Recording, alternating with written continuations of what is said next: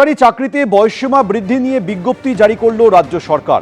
চাকরির আবেদনের বয়সের ঊর্ধ্বসীমা 5 বছর বৃদ্ধি, বিজ্ঞপ্তি জারি রাজ্য সরকারের।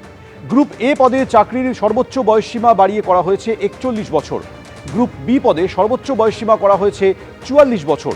গ্রুপ সি এবং গ্রুপ ডি পদে সর্বোচ্চ বয়সসীমা বাড়িয়ে করা হয়েছে 45 বছর।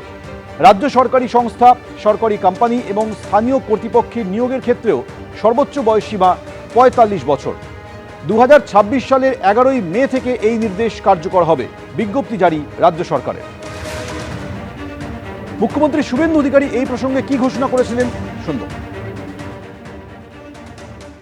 মাননীয় স্বরাষ্ট্র ও সমবায় মন্ত্রী অমিত শাহজি নির্বাচন প্রচারের রায়দিঘি থেকে বলেছিলেন যে 2015 সালের পরে পশ্চিমবঙ্গে কোনো রিক্রুটমেন্ট হয়নি, তাই প্রচুর শিক্ষিত যুবক যুবতীর বয়স চলে গেছে। 5 বছর এক্সটেনশন মানে আবেদনের বয়সের ঊর্ধ্বসীমা ক্যাবিনেট মঞ্জুর করলো, এটা আজকে আমরা করলাম। আসছি পরের খবরে। কালীঘাটের বাড়িতে জেলা পরিষদের সভাধিপতি, সহসভাধিপতি এবং কর্মাধ্যক্ষদের নিয়ে বৈঠক করলেন মমতা বন্দ্যোপাধ্যায় এবং অভিষেক বন্দ্যোপাধ্যায়।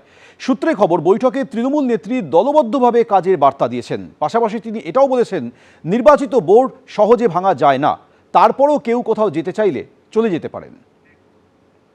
বিধানসভা ভোটে ভরাডুবি হয়েছে তৃণমূলের।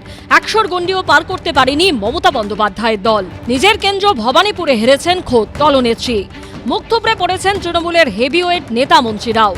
এই প্রেক্ষাপটে রাজনীতির ময়দানে ফের ঘুরে দাঁড়াতে চাইছে তৃণমূল। রবিবার কালীঘাটে 20 জেলার জেলা পরিষদের সভাধিপতি, সহসভাধিপতি ও কর্মাধ্যক্ষদের নিয়ে বৈঠক করলেন মমতা বন্দ্যোপাধ্যায় ও অভিষেক বন্দ্যোপাধ্যায়।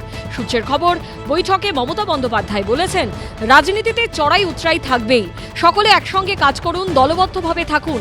ভোট পরবর্তী হিংসায় যে সমস্ত কর্মীরা আক্রান্ত তাদের পাশে থাকুন। সূত্রের খবর, তিনি আরো বলেন, জেলা পরিষদ নির্বাচিত বোর্ড, সহজে ভেঙে দেওয়া যায় না, তারপরেও কেউ কোথাও যেতে চাইলে যেতে পারে। সূত্রের খবর, দলের কর্মীদের চাঙ্গা করতে নিজেই পথে নামবেন মমতা বন্দ্যোপাধ্যায়। চলতি সপ্তাহে কলকাতায় তৃণমূলের অফিস রং করার কাজে হাত লাগাবেন তিনি নিজেই।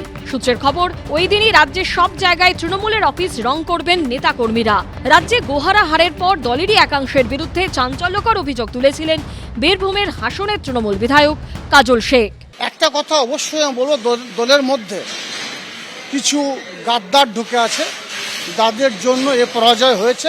সূত্রের খবর, রবিবারের বৈঠকেও সেই প্রসঙ্গ তোলেন কাজল শেখ। মমতা বন্দ্যোপাধ্যায় বলেন, তিনি এবং অন্য কারোর কোনো অভিযোগ থাকলে তা লিখিতভাবে চন্দ্রিমা ভট্টাচার্যের কাছে জানান। যদি আমাদের দলের মধ্যে কোনো এ ধরনের বিষয় থাকে, সেগুলো আমরা লিখিত আকারে আমাদের দলনেত্রীকে, আমাদের দলের সাধারণ সম্পাদক, দলের সেনাপতি যুবরাজ অভিষেক বন্দ্যোপাধ্যায় মহাশয়কে এবং আমাদের দলের নেত্রী আমাদের চন্দ্র ভট্টাচার্য মহাশয়কে লিখিত আকারে দেওয়ার জন্য বলেছে, সেগুলো আমরা লিখিত আকারে দিচ্ছি। বৃহস্পতিবার দক্ষিণ 24 পরগনার ফলতায় পুনর্নির্বাচন রয়েছে। ওই কেন্দ্রে তৃণমূলের প্রার্থী জাহাঙ্গীর খান, তিনি দক্ষিণ 24 পরগনা জেলা পরিষদের পূর্ত কর্মাধ্যক্ষ। সূত্রের খবর, রবিবার কালীঘাটের বৈঠকে যাননি জাহাঙ্গীর খান। অনির্বাণ বিশ্বাসের রিপোর্ট, এবিপি আনন্দ, কলকাতা। এবিপি আনন্দ, এগিয়ে থাকে, এগিয়ে রাখে।